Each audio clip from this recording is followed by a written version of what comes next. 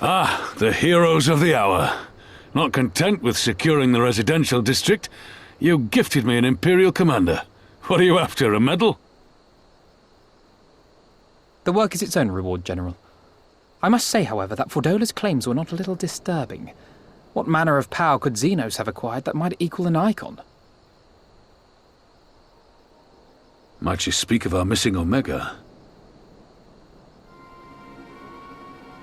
Very possibly. The Empire's fondness for comparable Allagan technologies is exceedingly well documented. Have we made any progress with our own investigation? None. The search goes on in earnest, but Sid has thus far found nothing of note. Mayhap the Garleans beat us to it. If they were working desperately to repair the machine, that might explain their decision to remain within their walls.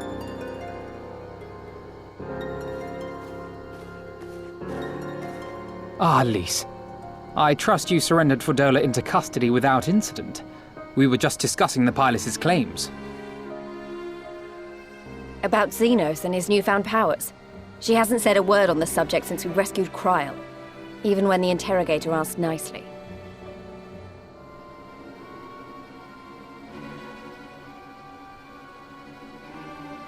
Mayhap I can offer some insight into her claims, or at least into the facility and the experiments they conducted during my time there. Though my memories of the period are somewhat muddled, there are a few things I remember with painful clarity. Thancred told us only that Fordola had undergone some manner of treatment. Yes. It is a place wholly dedicated to the creation of enhanced beings, whom they refer to as the Resonant. As I understand it, the process aims to imbue a test subject with the qualities of an individual with demonstrated magical aptitude. This entails the mechanical extraction and transfusion of some manner of primordial essence. So that's how Fordola improved so fast. I knew there had to be something. She wasn't half as strong or quick to predict my attacks when we first met. If it weren't for Oriange's siphon thingy, I really don't think we'd have beaten her. My humble scheme asked far more in the execution than it required in the conception, I do assure thee. Oh, you've got to stop doing that.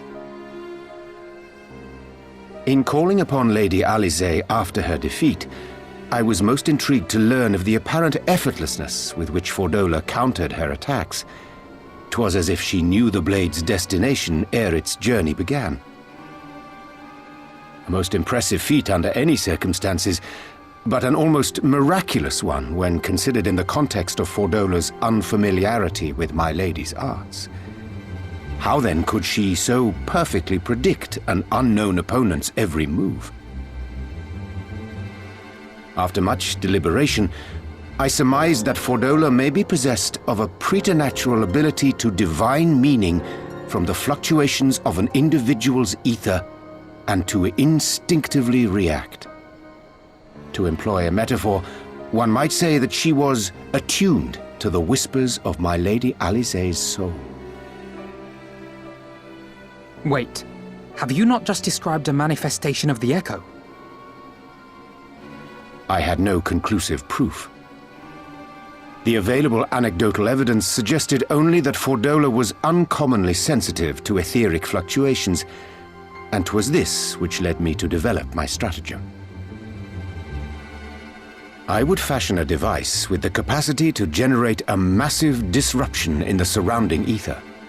If, as I suspected, Fordola's senses were indeed questing for the most minor of oscillations, the shock of exposure to a more amplitudinous etheric waveform would be akin to a debilitating bout of ether sickness.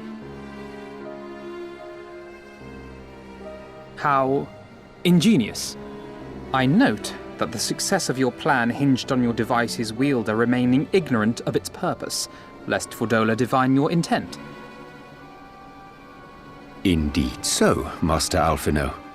All things considered, 'twas a most fortuitous outcome.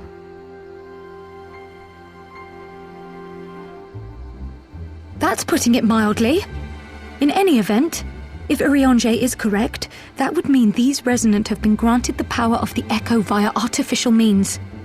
A sobering thought, to say the least, and one which makes me wonder what else Xenos has in store. Whatever the Viceroy's newfound powers, I know of none better equipped to face him. And face him you must. For there is now but one path forward, and it leads straight to Alamigo. And it's not as if we came unprepared. We've got all our friends and allies fighting for the same thing. Honestly, right now I feel like we could take on anyone and win. And I mean anyone.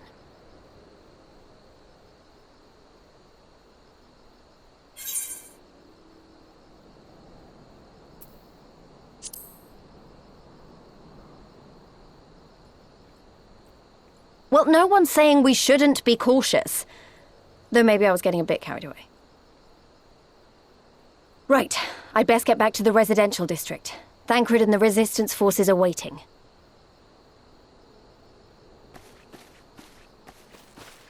It is time we join the main host. Kryl, in light of your recent ordeal, might I suggest that you remain with the rearguard for now?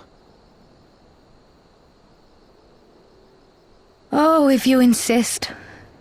Just this once.